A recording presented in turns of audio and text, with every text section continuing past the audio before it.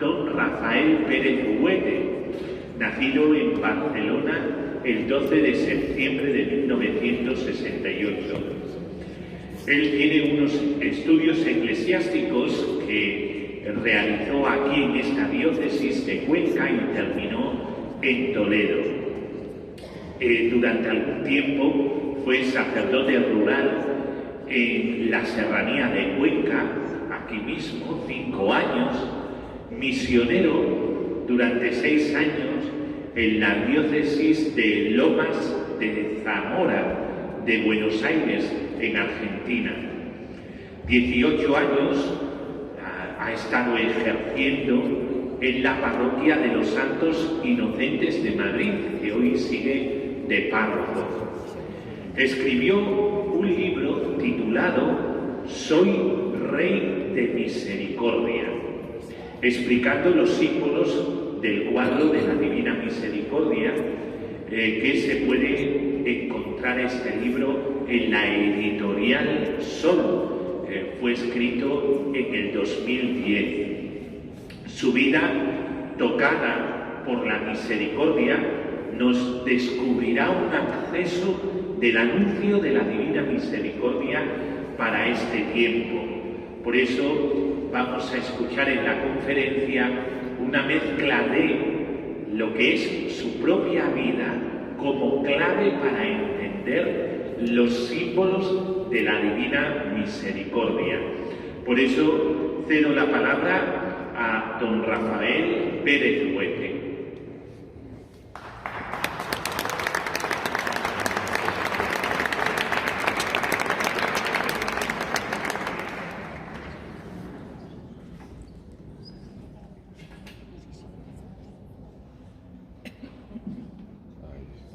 Perdona que esta altura no es para mí.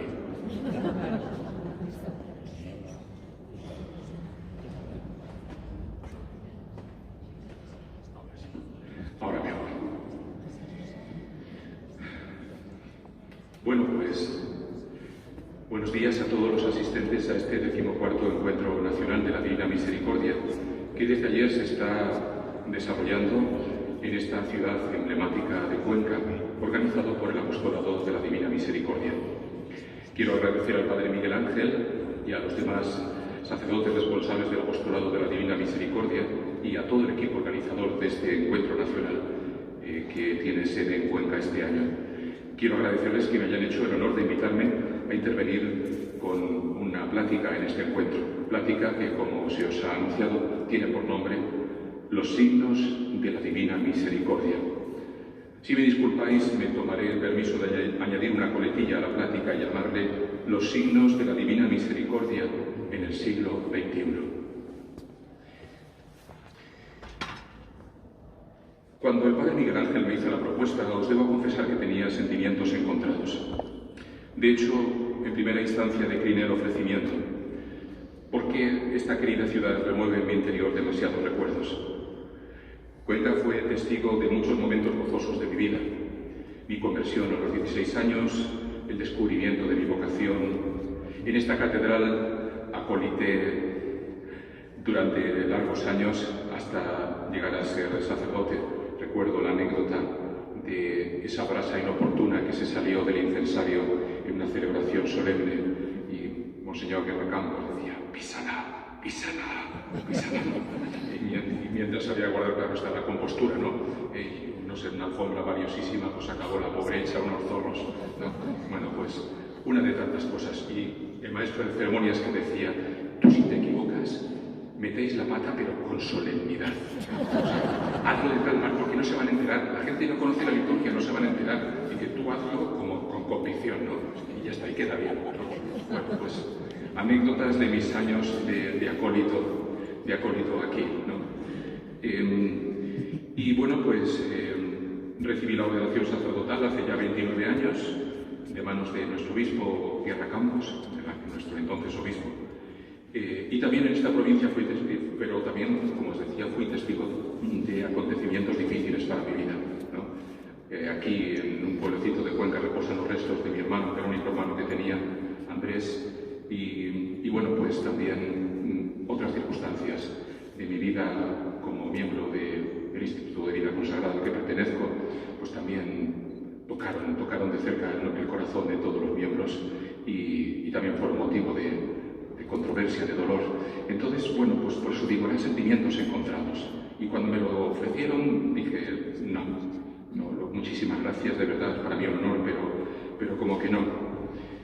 Y el caso es que cuando colgué el teléfono, don Miguel Ángel, sentí como una especie de reprensión interior en mi corazón. El Señor me mostró que estaba huyendo y un impulso me movió a comunicarme de nuevo pocos días después. Y yo hice un pacto con el Señor. Dije, bueno, vamos a ver, si ya hay alguien que se haya ofrecido, será señal de que no me tenía que ocupar yo. Y entonces yo dije, Señor, que se haya ofrecido alguien. Y todo convencido, llamé por teléfono a don Miguel Ángel. Dije, don Miguel Ángel, ¿verdad que se ha ofrecido ya alguien? Más que nada para quedarme tranquilo. Y me dijo, no. Bueno, entonces vi que el Señor me había acorralado. No me quedaba otra alternativa entonces que decir que sí, porque era el pacto que yo había hecho con el Señor. Si no se había ofrecido a alguien, entonces era señal de que tenía que ocuparme yo. Quisiera que esta plática sea algo más que una exposición devocional sobre la Divina Misericordia. Por eso os presento los dos propósitos de mi plática. Primero, una confesión de fe personal en el poder sanador y santificador de la Divina Misericordia, que ha acompañado y dirigido toda mi vida. Es decir, los signos de la Divina Misericordia en mi vida. Ya que el título general es los signos de la Divina Misericordia, lo desgloso en dos. En mi vida, ¿no? Y en segundo lugar, los signos de la Divina Misericordia trasladados, transmitidos a la cultura del hombre y la mujer del siglo XXI. ¿Cómo llegar al corazón de esta sociedad con este mensaje? Gran desafío, ¿eh? Gran desafío. Bueno, pues vamos allá, a ver a lo que llegamos. A ver a lo que llegamos. Porque, claro, la pregunta es, ¿qué signos del amor misericordioso de Dios pueden conectar con nuestra cultura actual? ¿Cómo hacer significativo este mensaje de la Divina Misericordia para una sociedad post-cristiana? Sabemos que ya las raíces de esta sociedad ya son post-cristianas, esas raíces. No hay más que ver qué escuchan, qué ven los chicos de 12, de 13, de 14, de 15 años, vuestros nietos o vuestros hijos. ¿Qué escuchan? ¿Qué ven? En eso te das cuenta del salto abismal que hemos tenido en muy pocas décadas. ¿Cómo llegar a ellos con este mensaje? Pues es complicado, ¿no? Si ya Dios es poco relevante para esta cultura, el cristianismo es menos relevante, porque si alguna religión hay que elegir, desde luego la cristiana no, por favor. Y por debajo del cristianismo está la práctica devocional. La práctica devocional ya es lo que está en el último escalón. Entonces ya dices, Dios, complicado llegar con Dios a esta cultura. Con Jesucristo parece que todavía cuesta más, ¿no? Porque ya está la iglesia por medio, ya se sabe. Y encima, lo devocional, que no vas a poner a rezar de rodillas con los brazos en cruz. Que no, por favor, no, lo siento. Cuesta llegar. Bueno, vamos a dejarlo ahí y vamos a retomar. Os decía que el primer punto que quiero expresaros es la experiencia de la misericordia de Dios sucedida en mi propia vida. Porque ha sido la puerta que me ha impulsado una y otra vez a buscar con ansia durante años el segundo propósito de esta plática: anunciar este mensaje de un modo convincente, de un modo eficaz, de un modo entendible a esta cultura. Bueno, comienzo, ¿cómo empieza la historia de mi vida? Muy humanamente sencilla, no hay grandes acontecimientos en ella. Pero, retrospectivamente, a día de hoy puedo decir que toda mi vida ha sido un regalo permanente del amor misericordioso de Dios. Pero no siempre he sido consciente de ese regalo que Dios me hacía. ¿Cuándo empecé a ser consciente de ese regalo de Dios? Fue en el momento de mi conversión. A los 16 años. Fue después de vivir 2 años antes la experiencia más dolorosa de mi vida. Un día con 14 años, regreso de hacer la compra. Mi madre estaba atendiendo en una mercería y yo le hacía los recados el sábado. Y cuando vuelvo llego a casa y me encontré a mi hermano mayor, Andrés, el único que tenía, caído en el comedor de la casa. Había tenido una hemorragia cerebral masiva a consecuencia de un aneurisma que no había sido diagnosticado. Y esto hizo colapsar una arteria cerebral. Aquel día me dirigí a Dios mientras llevaban a mi hermano al hospital y le decía: hago un pacto contigo, si es que estás ahí y me escuchas. Ya tenía mis dudas, ¿no? Ya tenía mis dudas. En esos 14 años, un poco convulsos, pues tenía mis dudas. Y le dije: si estás ahí y me escuchas, hago un pacto contigo. Si salvas a mi hermano, yo me hago cura. Yo te entrego mi vida a cambio de la vida de mi hermano. Era un chantaje, está claro, ¿no? No era un acto de piedad. Pero era la única solución que yo veía para poder encontrar una respuesta a este conflicto, porque no quería perder a mi hermano. A los pocos días de estar en la unidad de cuidados intensivos, mi hermano falleció. Y en ese momento me desperté de un bofetón a la vida adulta. Ya no tenía conmigo al hermano que me protegía, ya no tenía conmigo a mi mentor, ya no tenía conmigo a mi intermediario en los grupos de amistad. Todo se había roto. Y ahora me les tenía que valer en la vida por mi propia cuenta. A esto se añadió, 2 años después, que mi ilusión profesional se vio truncada. Quería ser jugador profesional de baloncesto. Empecé a crecer y me echaron el ojo. Bueno, no se me daba mal. Una selección preolímpica para las Olimpiadas de Barcelona del 92. Primero la preselección, luego la selección definitiva. Me parece que la cosa iba en serio. Pero en una revisión de cardiología me dijeron que seguir en esa dirección era un riesgo para mí. Tenía una lesión que no me impedía la vida normal, pero el deporte de élite era demasiado exigente. En ese momento sentí que se derribaban todos mis planes y proyectos humanos, como un castillo de naipes que se caen por el suelo. Y yo me rebelé. Le dije a Dios que no quería saber nada de Él. Se ha roto mi vida familiar, me has roto la ilusión profesional, ¿qué más me queda? ¿Me queda algo? Estuve durante tiempo en estado de rebeldía y de duelo. Estaba tan enfadado que yo le quería pedir a Dios el libro de reclamaciones. A ver dónde está, porque te voy a cantar las 40. Yo necesito que Dios exista. ¿Por qué? Porque tengo que reclamarle por todo lo malo que me ha pasado. Así que pregunté: ¿dónde está Dios? Y me dijeron: hombre, si te quieres encontrar con Él, unos ejercicios espirituales es un buen lugar. Dije: ¿hay libro de reclamaciones allí? Y, bueno, de algún modo sí, pues voy. Fui, ya podéis imaginar, entrar por la puerta de lo que es espiritual. Dije: ¿dónde está el libro de reclamaciones? Bueno, me dijeron que de algún modo había, pero que no era así, ¿no? Que tenía que dirigirme a Él, y ahí me podía quejar y decirle todo y contarle mi enfado. Y así lo hice. Y ahí solté, ¿no?, lo que llevaba encima. Pero el caso es que luego me venía una devolución. El padre claretiano, Jesús Maestro, tan paciente, tan amoroso, escuchaba, acogía, ¿no?, mis quejas interiores. Y él, cuando daba sus charlas, sus meditaciones, ejercicios, repetía esta frase: mira cómo te mira Cristo desde la cruz. Él ha dado por ti su vida. ¿Qué has hecho por Él tú? ¿Os acordáis que en una de las revelaciones de Santa Faustina Kowalska, aquí tenemos el cuadro, dice el Señor que su mirada en este cuadro es igual que la mirada que Él tenía desde la cruz? Pues quedaos con eso, porque es un hilo conductor de mi vida, ¿no? Mira cómo te mira Cristo desde la cruz. Él ha dado por ti su vida. ¿Qué has hecho por Él tú? Y yo miraba la cruz y decía: tú has dado mi vida por mí. Si tú has muerto hace 2000 años, ¿tú qué ibas a saber de mí? ¿Qué ibas a saber de mí? Pero el caso es que pasaba otra meditación y volvía con la frase del Padre Jesús Maestro: mira cómo te mira Cristo desde la cruz. Él ha dado por ti su vida. ¿Qué has hecho por Él tú? Y aquella frase caía una y otra vez sobre mi corazón como lluvia mansa que va horadando la piedra dura hasta que se abrió paso con una fuerza arrolladora. Un día de ese retiro experimenté un impulso interior de la gracia que irrumpió como un tsunami. La frase se estaba haciendo vida en mi interior de un modo sorprendente. Irrumpió por sí, sin hacer yo nada. Por un momento percibí la mirada interior de Jesús en mi alma. Me supe mirado por Él,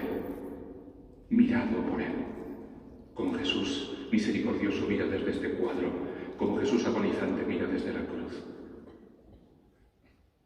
Por un momento, al sentir esa mirada interior, Experimentaba que mi alma era transparente para su mirada. Su mirada traspasaba mi interior de parte a parte. Me sabía conocido, amado infinitamente en esa mirada. Sentí que ahora era Jesús el que me decía desde la cruz: he dado por ti mi vida. ¿Qué vas a hacer ahora por mí tú?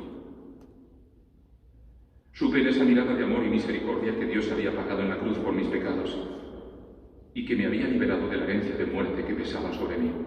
Supe que Jesús había acogido mi pacto, aquel que yo le había hecho con 14 años, que había rescatado a mi hermano de un modo misterioso, tal vez no como yo esperaba, de un modo mucho más maravilloso. Lo había rescatado para la eternidad y que ahora esperaba mi respuesta en libertad. Un sentimiento de vergüenza por la mezquindad de mi vida y de gratitud por el amor que se me ofrecía a raudales derribó mis últimas resistencias interiores y me entregué a esa acción de la gracia.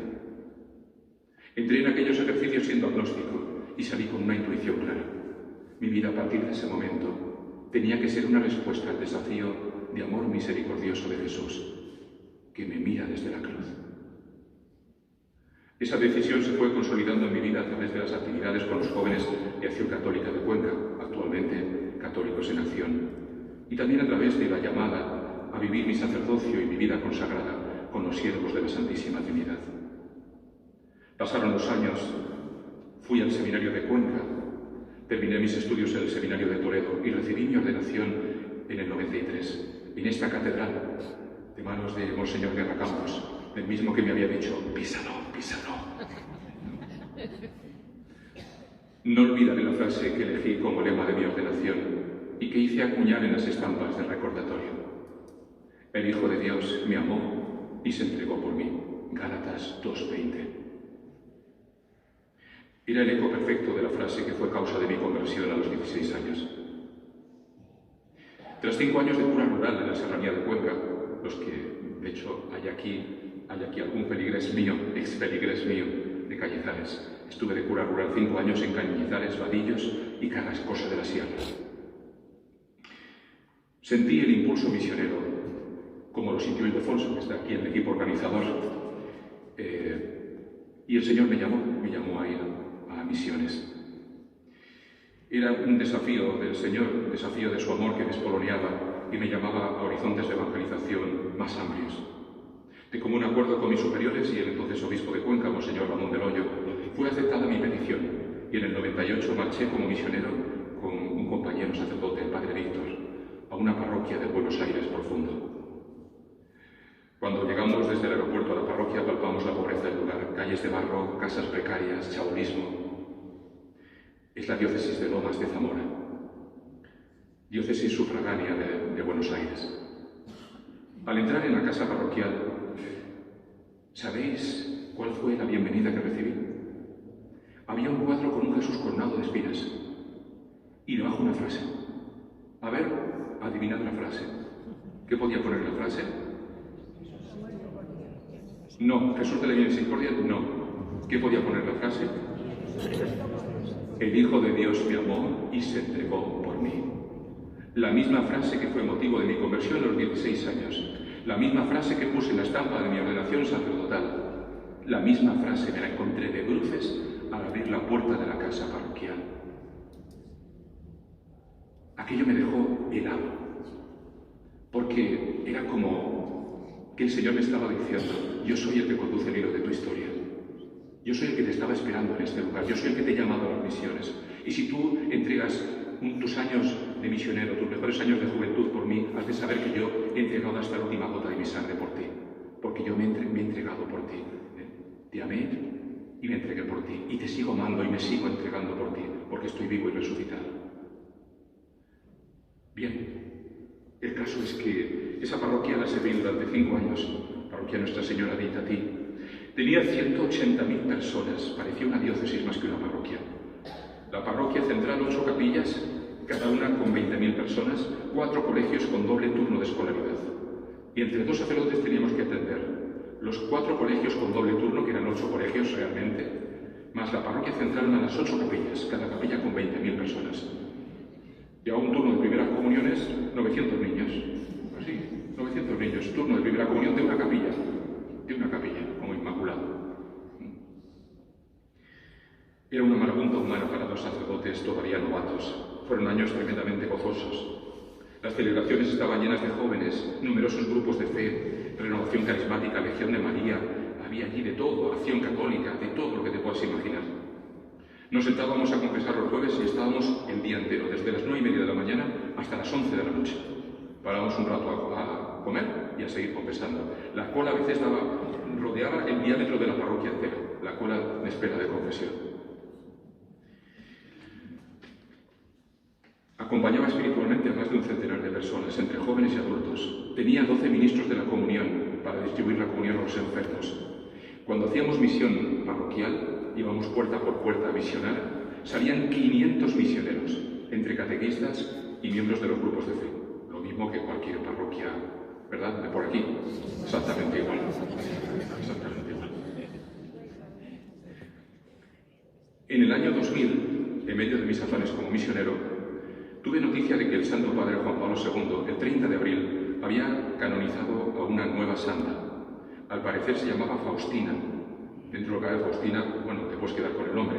El apellido es más complicado. Ya sabéis que los polacos tienen la manía de ponerse apellidos raros, ¿no? Y entonces, pues Faustina Kowalska. ¿Kowa qué? Kowalska. Bueno, pues Kowalska, Faustina Kowalska. Bueno, ¿y qué mérito tiene esta santa con este apellido tan raro? El caso es que yo sentía una simpatía especial por Juan Pablo II y dije, si la ha canonizado y ya ha dicho las cosas que ha dicho de ella, algo muy gordo tiene que haber en su mensaje. Lo intuía, pero no sabía qué era. El caso es que yo admiraba a Juan Pablo II, intenté hacer una biografía suya, entrevisté al cardenal Civich, que fue el brazo derecho de Juan Pablo II, entrevisté a Paloma Gómez Borrero, tenía el libro preparado, se llamaba El segundo nombre del amor. Y cuando ya prácticamente estaba casi para cerrar la edición, se me cayó el mundo encima. Enfermedades mías, de mis padres, la crisis de mi institución, y dije, Señor, esto será para otra vida, a la papelera. ¡Pum! Y ahí quedó el segundo nombre del amor. A lo mejor cuando me jubile, mira por dónde me da para retomarlo. Ahora imposible. Bueno, pues el caso es que yo era un gran entusiasta de Juan Pablo II. Su vida heroica y azarosa como miembro del sufrido pueblo polaco en medio de la Segunda Guerra Mundial, su imparable afán evangelizador, el huracán Wojtyła, ¿os acordáis? El huracán Wojtyła, por donde pasa de arriba, ¿no? Ese hombre de fe que atravesando el telón de acero, ¿no? El telón de acero, que es ese muro. Oh, Santo Padre, ¿dónde va? ¿Dónde va que hay un muro? Y él seguía para adelante, pim, pam, ras, y se veía por delante, ¿no? El huracán Wojtyła. Bueno, pues él llenaba mis ideales de vida sacerdotal. De hecho, tuve la oportunidad de tener un encuentro personal con él cuando era seminarista. Conservo la fotografía. Estoy sujetando su mano, me estaba entregando un rosario, y por un momento me quedé sujetando su mano. Él levantó los ojos, esos ojos azules, profundos, y en esa mirada parece estar escrutando el fondo de mi alma. La conservo con veneración, esa fotografía, con Juan Pablo II. Seguía su magisterio y yo sabía que su segunda encíclica se llamaba Rico en Misericordia y que a lo largo de su magisterio hizo afirmaciones rotundas sobre el valor del mensaje de la misericordia. Cito referencias textuales. No hago referencia al origen de las citas porque es una plática y tampoco es una exposición teológica. La providencia de Dios me ha asignado como tarea particular extender el mensaje de la misericordia de Dios al mundo entero. O sea, Dios, en su providencia, le asigna a Juan Pablo II como tarea particular de su pontificado extender el mensaje de la misericordia al mundo entero. No hay otra fuente de esperanza para el hombre de nuestro mundo, para el hombre de nuestro mundo, no para el hombre de la edad de las cavernas, no para el hombre del siglo XII o del siglo XVI, para el hombre de nuestro mundo. No hay otra fuente de esperanza para el hombre de nuestro mundo, y de nada tiene tanta necesidad la humanidad como de la misericordia de Dios. Dice en otro texto, este mensaje de la misericordia de Dios es el resumen de toda la obra salvadora del Señor, en especial de su pasión, muerte y resurrección, el resumen de toda la obra salvadora de Dios. Si así dice Jesús misericordioso, en él estás diciendo, Jesús, que por amor a ti y a la humanidad vive su pasión, entrega su vida en la cruz, muere por ti, resucita para ti y para la Iglesia, para hacer un mundo nuevo. Eso todo eso está englobado en la palabra amor misericordioso de Dios. Bien, y designó el Papa Juan Pablo II para toda la Iglesia el segundo domingo de Pascua, como sabéis, como Domingo de la Divina Misericordia, justo el día en que el Señor había pedido en sus revelaciones a Santa Faustina que hiciesen una fiesta solemne en honor a su misericordia.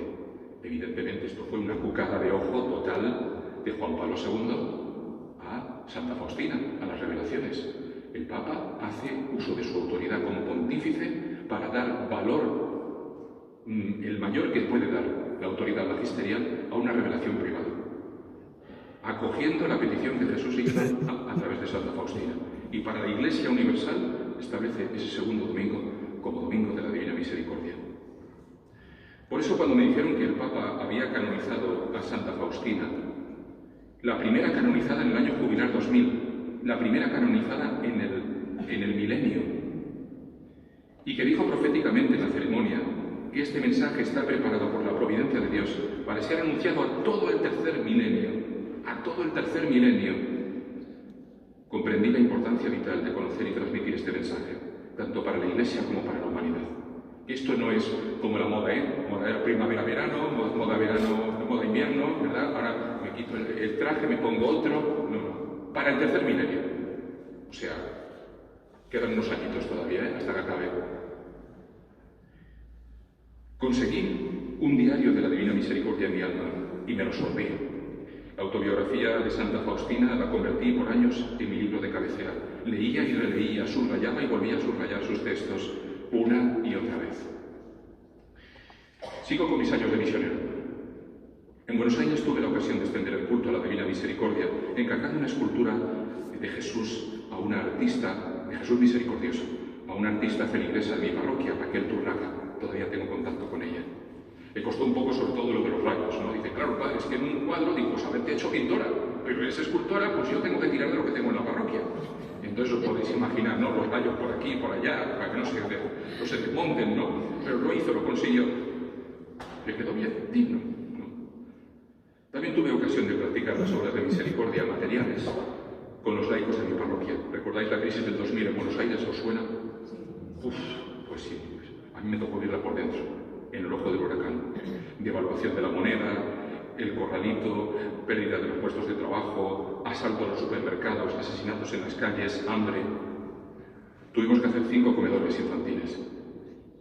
Del orden de 500 niños comían todos los días en nuestra parroquia, y algunos adultos también. Para ello íbamos al mercado central de abastos todos los viernes con un carrito a pedir los restos de verdura que ya no se podían vender. Ya para el lunes eso no estaba a ser útil. La llevábamos a la parroquia, la limpiábamos y con eso y una campaña de donación de soja llenábamos los platos de los niños. El menú era variadísimo. Sopa de verdura con soja, filetes de soja.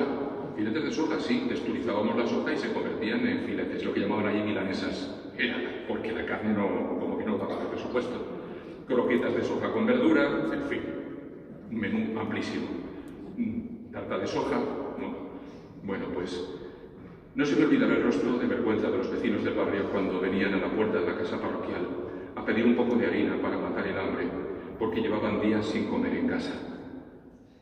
El rostro bajo, vergüenza para levantar los ojos, porque eran feligreses de años, ¿no? Nunca se habían visto en esa situación. Recuerdo una anécdota que guardo con mucha ternura en esos años de los comedores. Una niña de 6 añitos, muy tímida, que estaba sentada en un banco al lado de la entrada del comedor. Estaba esperando a que llegase su hermana mayor para pasar porque le daba vergüenza pasar ella sola. Y ese día pasó como una reina, de manos del párroco. Dice, ¿cómo? Tú aquí no te quedas, ya vendrá tu hermano cuando venga, pero tú pasa para adentro, a comer de tu plato. Sentía que mi vida sacerdotal estaba plena. Era una cultura cristiana donde el mensaje de la misericordia era entendido, acogido, buscado por adultos y jóvenes, donde la espiritualidad devocional tenía arraigo y tiene arraigo. Vicisitudes de la vida me hicieron tener que regresar a España porque mis padres ya se iban haciendo mayores y tenía que ocuparme de su salud. Fui a parar a la parroquia de los Santos Inocentes, en la que actualmente desarrollo mi labor sacerdotal desde 2004, es decir, hace ya la friolera de 18 años. Y yo llegué con mis esquemas de misionero del Gran Buenos Aires. Ahora estoy haciendo el cambio de eje ahora estoy haciendo el cambio de eje. Paso de los años de misionero en que me funcionaba la espiritualidad devocional y ahora paso al desierto. Ahora paso al desierto de la cultura europea. Bueno, antes de eso, 25 minutos, vamos a ver. Yo os he contado cosas donde sentía el consuelo de hacer algo por el Señor, de practicar las obras de misericordia, pero os tengo que decir que quien realmente practicó la misericordia conmigo fue el Señor. Siempre, y especialmente en esos años de misionero. De muchos modos. Entre otros, con el consuelo de poder ofrecer los sacramentos y ayudar espiritualmente a manos llenas. Era más lo que yo recibía que lo que podía dar. El consuelo de tener una cristiandad tan enorme, tan grande. Pero también experimenté la misericordia de modo concreto en acciones que yo llamaría milagrosas de la gracia de Dios, que me preservaron la vida. Os voy a contar una. Yo recuerdo una noche que tuve un sueño premonitorio. En el sueño yo bajaba unas escaleras y llegaba a un sótano que estaba totalmente a oscuras, sucio. No sabía qué estaba haciendo ahí. ¿Por qué he bajado yo aquí? ¿Qué hago yo aquí? Ya sabéis los sueños, un poco que se mezcla la realidad con la ficción. El caso es que voy avanzando por ese sótano y me encuentro al fondo a una niña resplandeciente, vestida con traje de comunión, envuelta en una luz que no es de este mundo. Estaba flotando en el aire y de repente me quedé asombrado. Digo, ¿qué estoy viendo? ¿Quién es esa niña? ¿Por qué estoy aquí? No encontraba el sentido de nada de lo que estaba pasando. El caso que avanzo, me acerco con asombro a esa niña que está rezando. La veía, pero no estaba ahí. Estaba en otro lugar. Era como si ese sótano fuera un túnel que me permitiera conectar con una persona que estuviera en otro sitio. Y de repente esa niña que estaba rezando flotaba en el aire y pasó a través de mí y desapareció. Comprendí que esa niña estaba rezando por mí. El caso es que seguí caminando y me encontré un féretro de madera de avellana, ovalada. Podría hasta deciros exactamente cómo era. Color claro. Y tenía justo el tamaño de mi cuerpo. O sea, era grandote. Y escuché una voz que me decía, túmbate aquí. Yo dije, Señor, si ha llegado mi hora, mi vida es tuya, me la has dado, te pertenece a ti. Y hice ademán de tumbarme. Pero en ese momento una voz interior me dijo, no, aún no ha llegado tu hora, huye, vete de aquí. En ese momento me di media vuelta, volví a encontrar las escaleras y salí de ese sótano y acabó el sueño. Cuando me desperté en una atmósfera de presencia de Dios que no me podía permitir dudar de que era real lo que había pasado. Es decir, que el sueño era de Dios, no era un sueño cualquiera. Y le dije a mi compañero, Antonio, he tenido este sueño, fíjate qué cosa más llamativa, más rara, ¿no? Yo nunca cuento mis sueños, pero en esa ocasión me sentí impulsado a contarlo. Una hora después, estábamos en un cruce de una avenida principal de Buenos Aires. En ese momento el semáforo se pone verde. Mi compañero, el padre Antonio, presidente general del instituto, me dice, Rafael, está ya verde. Y dice, sí, pero ya sabes que aquí en Buenos Aires no te puedes fiar porque la gente no respeta los semáforos. Comentario de pasada. Total, salgo con el coche y de repente don Antonio me dice, cuidado Rafael, cuidado. ¿Cuidado qué? Miro para allá, no veo nada. Miro para allá y veo un Volkswagen Golf como un cohete venir de costado hacia mi coche. A todo lo que daba el coche. Se había pasado el semáforo, un naranja le pisa más, rojo le pisa más y en ese momento impacta de costado. ¡Zumba! Lo vi como si fuera, como cuando ves las cosas en ralentí, ¿no? Por milisegundos, veía como cara de susto, agarrado al volante, iba sin cinturón de seguridad. Y de repente pegó un frenazo, claro está, partió el volante del impulso y golpeó con el pecho contra el volante y contra el cristal. Nuestro coche entró en trompo y empezó a dar vueltas. Quedó hecho un amasijo de hierros, totalmente un amasijo de hierros. En ese momento, cuando salimos del coche, el padre Antonio Nerme, yo salí casi intacto. Salté por la ventana porque el coche ni se podía abrir la puerta, estaba hecho un amasijo. Y entonces le dije, cuando ya por fin vemos que estamos enteros dentro de lo que cabe, digo, Antonio, ¿te acuerdas del sueño? ¿Te acuerdas? Digo, el Señor nos ha librado la vida. nos había avisado. Estaba nuestra vida al borde de la tumba y el Señor ha dicho, todavía no es vuestra hora, yo voy a preservar vuestra vida. Bueno, pues esta es una anécdota, os voy a contar unas cuantas más, pero tengo que cortar ya mis años de misionero porque tengo que volver a los 18 años que he vivido aquí en España, que me dieron una perspectiva de la nueva evangelización, de cómo transmitir el mensaje de la Divina Misericordia al hombre de la cultura contemporánea. Y resulta que tengo 20 minutos para esto. Dios mío, ven en mi auxilio. Entonces, bueno, pues sigo. Voy a parar a la parroquia de los Santos Inocentes y llego allí con mis esquemas de misionero del Gran Buenos Aires. Y yo dije, ya verás el cambiazo que va a pegar la parroquia con todas las iniciativas que tengo para extender el culto a la Divina Misericordia. Aquí no va a quedar nadie sin convertirse. Ya me encargo yo de eso. Total, que no sabía dónde me había metido. Había llegado a una sociedad culturalmente muy distinta y que incluso había cambiado mucho más en los años en que me ausenté de España. La sociedad opulenta y consumista de la Europa post-cristiana. Llegué a una parroquia de suelos de mármol, cuando las calles de mi barrio, en Nuestra Señora de Itatí, pues eran de barro. Y me puse sin más dilación manos a la obra, a diseñar mi plan de evangelización. Dije, necesito poner signos de la misericordia de Dios que entren por los ojos. Primer signo de la misericordia de Dios, no tenía confesionario en la parroquia. Y dije, pues lo hago. Total, que había un patio interior y entonces hicimos unos agujeros en la pared, en el muro de la iglesia, y le robamos espacio al patio para convertir en unos cubículos construidos de ladrillo de fábrica. Quedó un espacio precioso, con unas vidrieras de un artista ucraniano, Román Mural, que son una pasada. En un lado está el buen pastor, está con la oveja en brazos mirando de reojo, como sonriendo la oveja, es decir, te he recuperado, te tengo otra vez conmigo.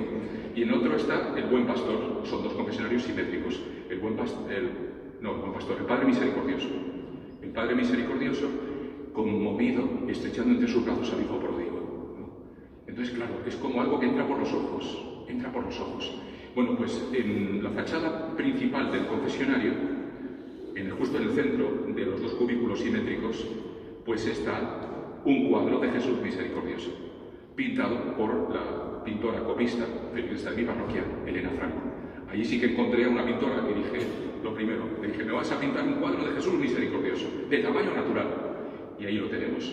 Y yo, cuando ya quedó todo precioso, ya digo, el confesionario, con luz natural, con las vidrieras, con Jesús Misericordioso en el centro, dije, ya verás, aquí va a haber fila de confesión, pero vamos, como Nuestra Señora de Itatí, va a dar vuelta en la parroquia la fila de confesionario.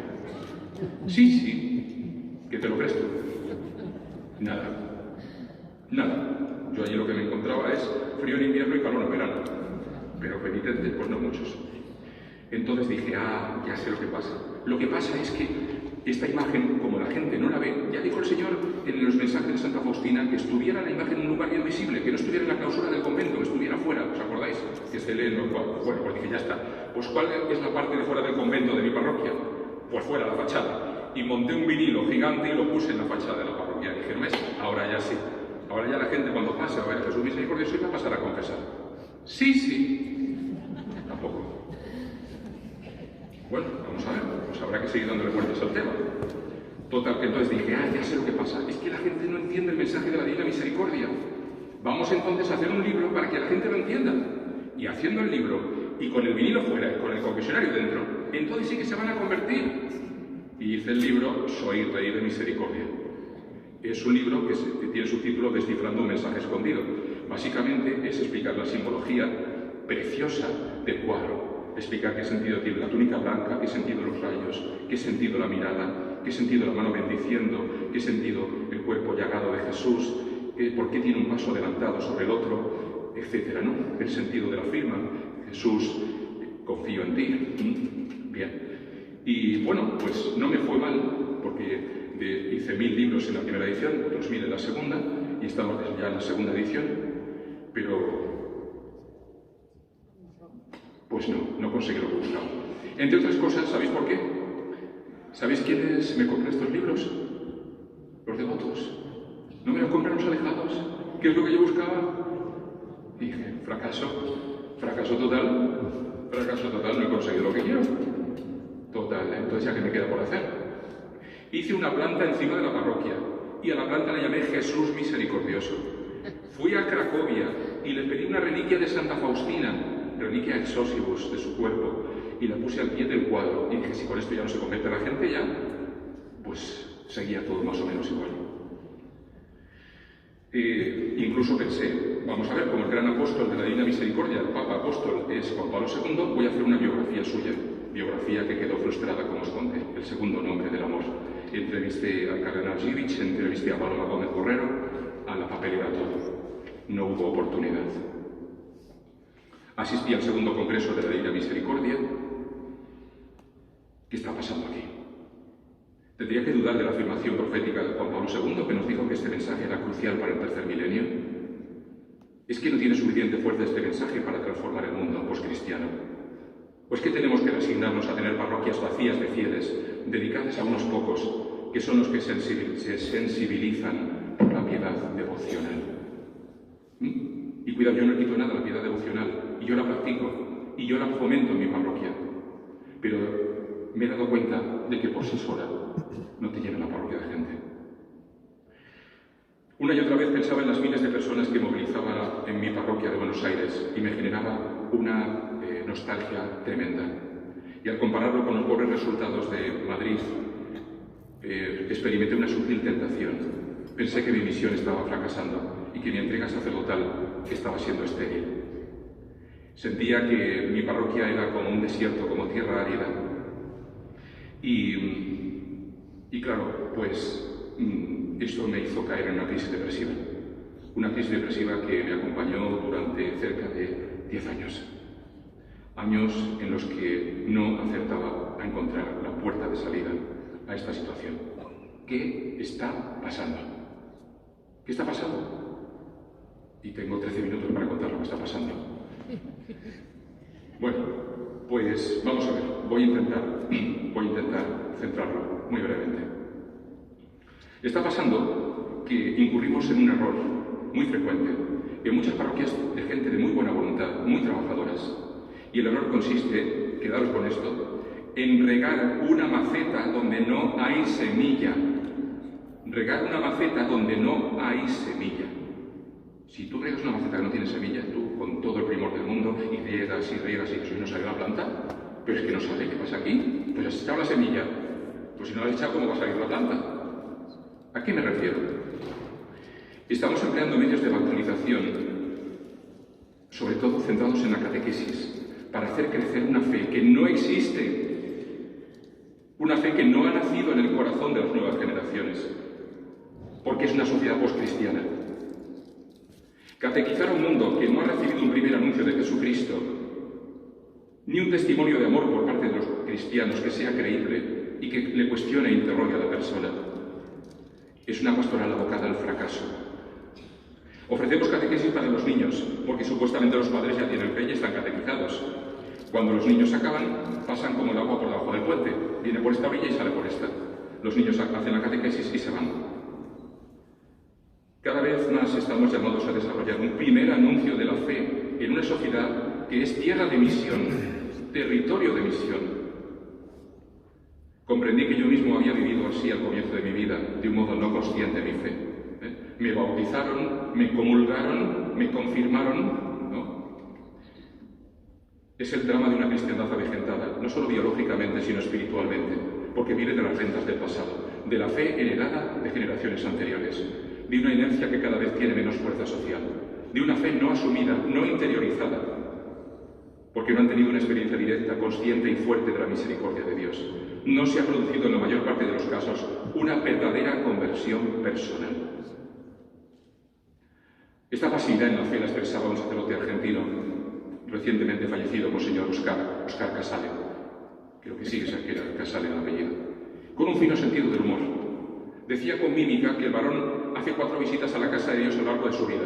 La primera es así, en brazos de su madrina, que es para el bautismo.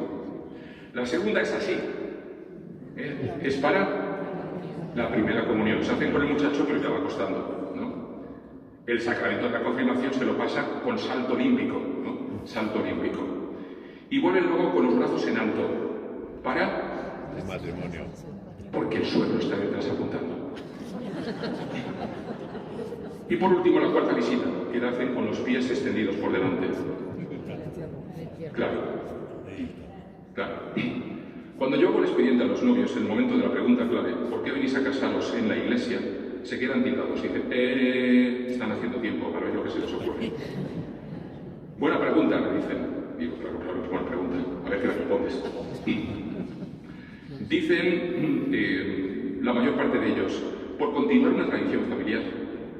Porque es la fe que he recibido de mis padres. No te dicen es la fe que yo he asumido, es la fe que yo he recibido, no la han interiorizado. En el mejor de los casos me responden, porque coincido con los valores morales que representa la Iglesia. Pocos o casi ninguno me dicen, porque queremos que Dios nos conceda la gracia de amarnos de un modo nuevo, a lo divino, con el poder de su gracia. Porque sabemos que este sacramento hace nuevo nuestro amor. Porque queremos que Jesús sea el fundamento de nuestro matrimonio y nuestra familia. Muy pocos. Bueno, cuando consigo que unos novios me digan esto, ¡bravo, bravo! Les invito a cenar. En la práctica, la mayoría no vienen a casarse en la iglesia, vienen a casarse por la iglesia. Como el pescado pasa por la harina, han de echarlo al sartén, ¿no? Como el agua que pasa por el puente. Se queda una anécdota, una fotografía marcada en una estantería a la que se le pasa el plumero cuando toca la limpieza general. Esta es la sociedad que nos toca evangelizar con el mensaje de la Divina Misericordia. Y muchas veces nos sentimos impotentes ante este desafío. Y podemos caer en la tentación de la resignación, refugiarnos en actos de piedad devocionales, asumiendo que no serán entendidos ni compartidos por las nuevas generaciones. Este descubrimiento, cuando me di cuenta de esto, fue un terremoto lo que yo experimenté, ¿no? Porque vi que tenía que cambiar todas las estructuras pastorales de mi parroquia. Tenía que hacer una conversión integral de la visión de mi parroquia. Necesitaba desesperadamente reinventarnos como parroquia para hacer llegar el Evangelio de un modo eficaz a los vecinos de nuestro barrio. Bueno, pues el caso es que, por paradojas de la vida, mientras esto me pasaba, me acudían muchas personas surgidas por la profundidad de sus heridas, personas con conflictos psicológicos, personas que realmente detrás de su conflicto tenían una causa espiritual, personas a las que se les ha roto su vida, porque han fracasado en su matrimonio, porque han perdido un ser querido, porque han perdido el trabajo. Y yo pensaba, ¿os equivocáis? ¿Os equivocáis? Yo no soy psicólogo, yo no soy psiquiatra. Id al psiquiatra, pues empastille, o al psicólogo. ¿Pero por qué venís a mí? Si mi misión es administrar los sacramentos. Yo no puedo resolver los problemas. Y no me daba cuenta de que precisamente esas heridas eran para sus vidas, sin ellos saberlo, el grito de Dios que les permitiría abrirse a la misericordia. Tuve que caer en un estado depresivo para ponerme en la piel de ellos, en la camisa de ellos. Y retrospectivamente ahora entiendo que ese sufrimiento sanador lo permitió el Señor en mi vida, para hacerme comprender a la gente sufriente que venía a la parroquia, buscando ayuda para sus problemas, y que sin saberlo estaba buscando a Dios. Este dolor me dio la apertura de mente y de corazón, la intuición para encontrar nuevos caminos, para aplicar el bálsamo de la misericordia sobre las heridas de mi pueblo.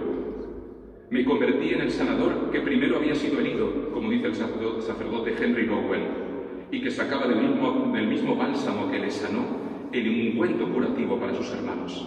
Yo era en ese momento el sanador herido, pero a través de la experiencia de cómo la misericordia de Dios estaba sanando mis heridas, encontré el camino para saber cómo acompañar en la sanación de las heridas de mis hermanos. Tuve que buscar para mí procesos de sanación espiritual. Los encontré en experiencias de nueva evangelización que me ayudaron a sanar y a la vez cambiaron mi visión de la vida espiritual. El curso Alfa, el retiro de Maús, los seminarios de vida en el espíritu, la renovación de la catequesis con Life Team.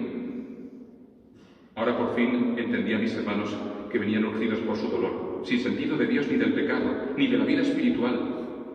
Su dolor era un reflejo de su estado de miseria espiritual, pero ellos no lo sabían.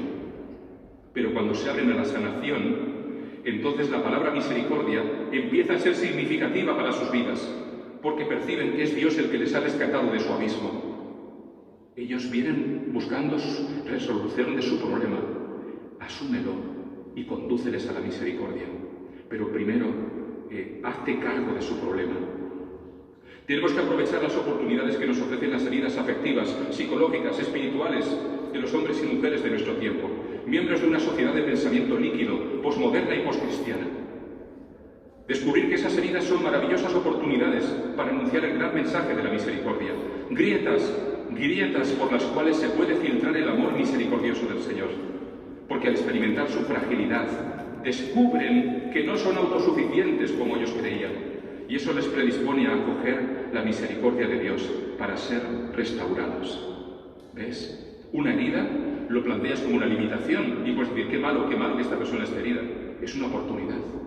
La crisis de esta sociedad, la crisis de valores, la crisis económica que vamos a tener, la recesión brutal que vamos a vivir, ¿es algo malo o es una oportunidad para que el hombre autosuficiente de esta cultura descubra que la sociedad de bienestar no va a encontrar la felicidad? Tenemos una oportunidad de oro, tenemos un mensaje profético gigante, pero tenemos que saber emplear este mensaje para que pueda llegar al corazón de estos alejados. Una evangelización fiel al mensaje originario del Evangelio, pero nueva en su ardor, nueva en sus métodos, nueva en sus expresiones, y que responde a las necesidades de la cultura contemporánea. Tenemos que buscar signos de la misericordia que sean significativos, entendibles para el hombre y la mujer de nuestro siglo XXI. Y vosotros podéis decir, en los 3 minutos que me quedan, ¿qué signos? ¿Cómo? ¿Vale? ¿Cómo se come esto? Bueno, yo os recomiendo que os atreváis a asomaros. Entre otras cosas, hacer un Emmaus, hacer un curso alfa, pero el alfa general, el curso alfa general, a hacer un seminario de vida en el Espíritu, algo que os haga descubrir los nuevos caminos que la Iglesia tiene, maravillosos, para tocar al hombre y la mujer en la cultura contemporánea. Como estos puede sonar a muchos a chino mandarino, alguno a lo mejor ha hecho alguno de ellos, alguno por aquí parece que dice que sí, pero otros a lo mejor les puede sonar a chino mandarino. ¿Qué hacemos allí? ¿Cómo los embrujamos o cómo conseguimos atraerlos? Pero gente ateos rabiosos, y me vieron a la parroquia. ¿Cómo? Gánatelos por el estómago. Primero, una cenita. Los cursos alfa tienen una cena. Entonces, te venimos a invitar a una cena. Y cuando llegan ahí, ven la mesa y dicen, madre mía, me van a sacar aquí 50 euros por lo menos, ya verás tú la billetera. No, va a ser gratis. ¿Gratis? ¿Esta cena gratis? Sí. Oye, ¿y eso les deja? Y empiezan a aparecer por ahí los servidores. Entra por aquí el cura, ¿no? Con las velas. No, el cura no aparece. Los laicos son los agentes de la nueva evangelización. Y son ellos los servidores, los que le preparan la mesa, los que le reciben con todo cariño, les dan la bienvenida. En sus mesas están sus nombres puestos. Oiga, me estaban esperando. Mira, fíjate mi mesa, con qué mimo. Me han puesto el nombre. Es para mí. La decoración de la sala, todo. Luego un audiovisual potente, muy potente, que va a la base antropológica del ser humano. El sentido del sufrimiento, el sentido de la muerte, la figura de Jesucristo, su historicidad, su pasión, muerte y resurrección, audiovisuales potentes, y luego se debaten en la mesa. Pero se debaten no con el afán de decir, te voy a adoctrinar, hereje, porque tú estás diciendo algo que no es ortodoxo. No, escucha, acoge. El moderador recibe el mensaje de todos los que están ahí, y en la mesa se juntan creyentes y no creyentes. Se convierte en un atrio de los gentiles, una pequeña comunidad. Y empiezan a rezar unos por otros, y empiezan a preguntar, a hacer un grupo de WhatsApp y a preguntarse, oye, ¿tu esposa está mejor tu hijo de aquella operación que le hicieron? Se construye la comunidad. Y entonces, de repente, el no creyente, al ver que no le tachan de hereje por decir que Jesucristo era un marciano, que vino del planeta Marte, cuando de repente sucede eso, se hace permeable al mensaje del creyente, que es un padre de familia que sale a trabajar todos los días a las 7 de la mañana, igual que él, y aquello le toca el corazón. Oye, ¿y tú por qué crees? Yo creía que los creyentes eran unos rancios y unos bichos raros. Y ahora me doy cuenta que no. Y empieza a abrir el corazón al Evangelio. Y les cambia la vida. El testimonio del amor, el testimonio de la hospitalidad, el testimonio de la fraternidad. Y eso poco a poco les va liberando, les va sanando y les va abriendo el corazón a la alabanza a Dios. Y así pueden llegar a entender y hacerse sensibles al mensaje de la misericordia. Pero les tienes que preparar, porque a un niño no puedes dar un plato de judías con chorizo, le tienes que dar un biberón, y luego llegará el momento en que tenga la capacidad de recibir toda la fuerza del amor del Señor, pero fracciónaselo un poquito. Bueno, pues actualmente mi parroquia, que era un desierto, tiene 23 grupos de adultos. 23 grupos de adultos. Si tuviera que juntar los equipos de evangelización, aparte de los grupos de fe, serían unos 28, cerca de 30. Y estamos empezando. Tu parroquia puede ser igual. Ponte a disposición de tu párroco y dile, quiero hacer un curso alfa. Ánimo. Quien dice dice Alfa, dice otra cosa, pero hacer algo que cambie.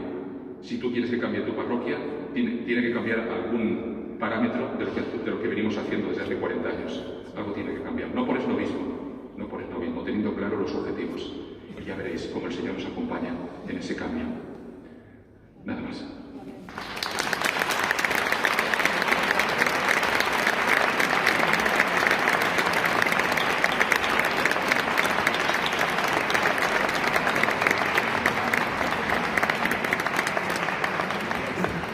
Bueno, pues damos las gracias a don Rafael. Vemos que la Divina Misericordia no es un ente que es estratosférico y que no tiene nada que ver con nuestra vida, no. La misericordia es una realidad que se vive en la vida.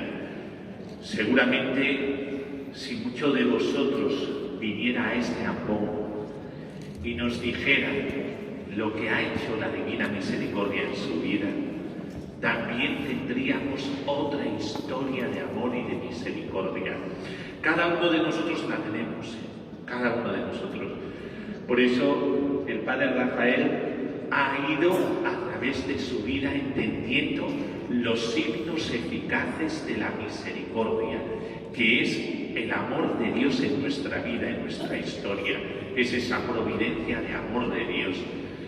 Ahora damos las gracias a don Rafael por haber compartido con nosotros esta experiencia de estos signos visibles en su historia del amor misericordioso. Vamos a tener un pequeño descanso a la izquierda, a mi derecha hay unos servicios por si alguien necesita, y vamos a descansar un poquito, 5 minutos, y rezaremos la coronilla a la Divina Misericordia. Muchas gracias a todos. Perdonad un aviso, pero hay 2 personas que han perdido objetos personales, una zapatos y cazadora y una cartera. Fue ayer en la parroquia de San Esteban. Por si alguien lo ha encontrado o sabe alguna cosa, que nos lo diga. Y bueno, ya que don Rafael lo ha dicho, para los que sois de Cuenca y queráis, esta tarde estamos empezando un curso alfa en la parroquia de San Propaganda.